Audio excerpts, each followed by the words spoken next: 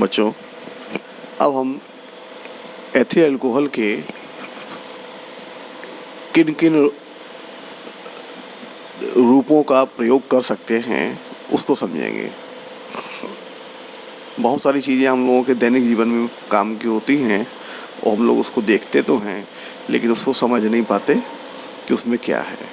सबसे पहला नाम आप लोगों ने सुना होगा डिनेचर्ड स्पिरिट या विकृत स्पिरिट। इसका एक और नाम है मेथिलीकृत स्पिरिट। तो एथिल अल्कोहल को पीने के अयोग्य बनाने के लिए इसमें कुछ विषैले पदार्थ जैसे मेथिल अल्कोहल, पिरिडीन आदि मिला दिया जाता है। इसे ही विकृत स्पिरिट कहते हैं, यानी स्पिरिट को विकृत कर दिया, उसको बिगाड़ दिया गया, यानी गुणों को, ताकि लोग इसे पी ना पाएं। क्लियर हुआ? तो विकृत स्पिरिट बनाने के लिए 95% एथिल अल्कोहल और 5% मेथिल अल्कोहल मिलाते हैं। इस मिश्रण को ही डिनेचर्ड स्पिरिट या विकृत स्पिरिट कहते हैं। इसका प्रयोग ईंधन के रूप में अथवा प्रयोगशाला में स्पिरिट लैंप जलाने में होता है। क्लियर हो गया? तो अच्छे से समझ लेना कि जो भी डिस्टिलरी से एथिल अल्कोहल प्राप्त होता है वो बहुत अधिक मात्रा में फैक्ट्रियों में भेजा जाता है, पूरे टैंकर्स भेजे जाते हैं और सस्ता भी होता है। तो लोग इसका दुरुपयोग ना करें। फैक्ट्री से निकलने के बाद जिस कंपनी में जा रहा है वहाँ के एम्प्लॉई इसको निकाल के पीने ना लगें। इस वजह से इसमें जहरीले तत्व जैसे आपने बताया मेथिल अल्कोहल अथवा पिरिडीन मिला दिया जाता है, अर्थात उसके गुणों को विकृत किया जा रहा है। अब आते हैं पावर अल्कोहल। तो पावर अल्कोहल भी आप लोगों ने बहुत सुना होगा। पेट्रोल पंप पे इसका पेट्रोल बेचा भी जाता है।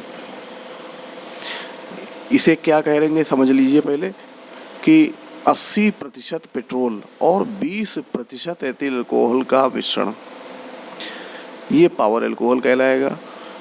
आजकल सरकार ने 20% से बढ़ा करके 40% कर दिया है मिश्रण।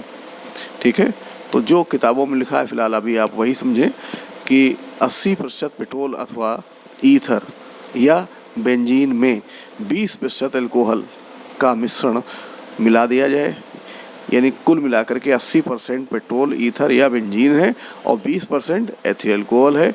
इस मिश्रण को ही पावर अल्कोहल कहेंगे और इसका उपयोग मोटर इंजन के ईंधन के रूप में किया जाता है। अब आते हैं रेक्टिफाइड स्पिरिट अर्थात परिशोधित स्पिरिट। तो अभी आपने निर्माण पढ़ा है शीरे से, स्टार्च से, उन सब में आपने देखा होगा कि 95.57% एथिल अल्कोहल और 4.43% H2O का मिश्रण मिलता था। इसे मिश्रण को स्थिर क्वाथी मिश्रण कहते हैं और इसे ही परिशोधित स्पिरिट भी कहते हैं। क्लियर हो गया?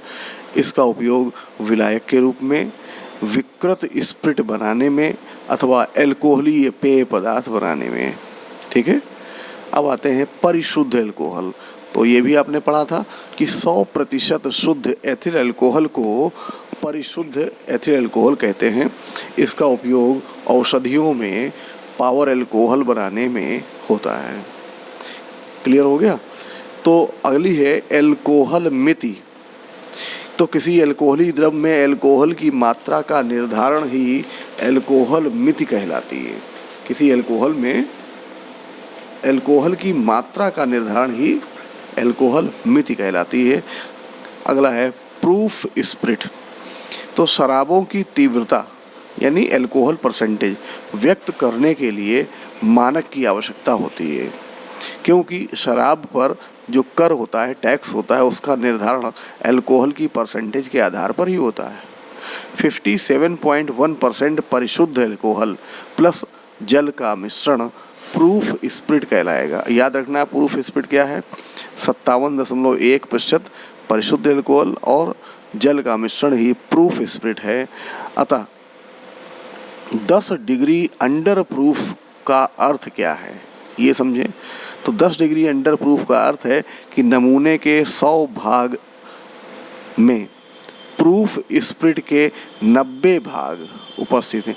अंडर है 10 डिग्री और 100 भाग नमूना है, तो हम क्या कहेंगे 90 भाग है, क्योंकि 10 डिग्री अंडर था यानी कम हो गया।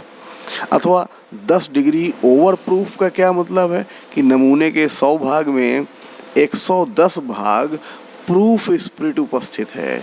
क्लियर हो गया। तो मेथिल अल्कोहल और एथिल अल्कोहल में अंतर भी पढ़ लेते हैं।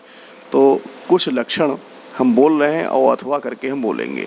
जैसे क्वथनांक, मेथिल अल्कोहल का क्वथनांक 65 डिग्री सेंटीग्रेड जबकि एथिल अल्कोहल का 78.2 डिग्री सेंटीग्रेड होता है। क्लियर हो गया। अम्लीय K2Cr2O7 से क्रिया, तो मेथिल अल्कोहल अम्लीय K2Cr2O7 से क्रिया करके फॉर्मेल्डिहाइड बनाएगा जिसकी तीक्ष्ण गंध होती है, और एथिल अल्कोहल अम्लीय K2Cr2O7 से क्रिया करके एसिटल्डिहाइड बनाएगा जिसकी विशेष गंध होती है।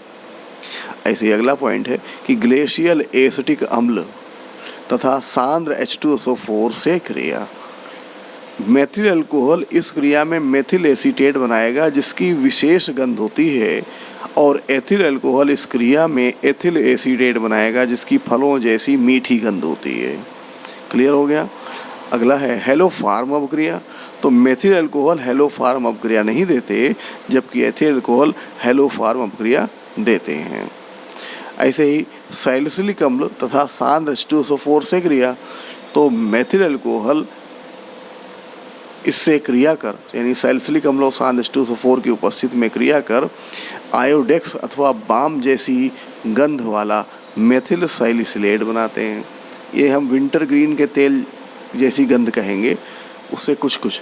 और एथिल अल्कोहल ये क्रिया करते तो हैं लेकिन विंटर ग्रीन के तेल जैसी गंध नहीं आती है। क्लियर हो गया।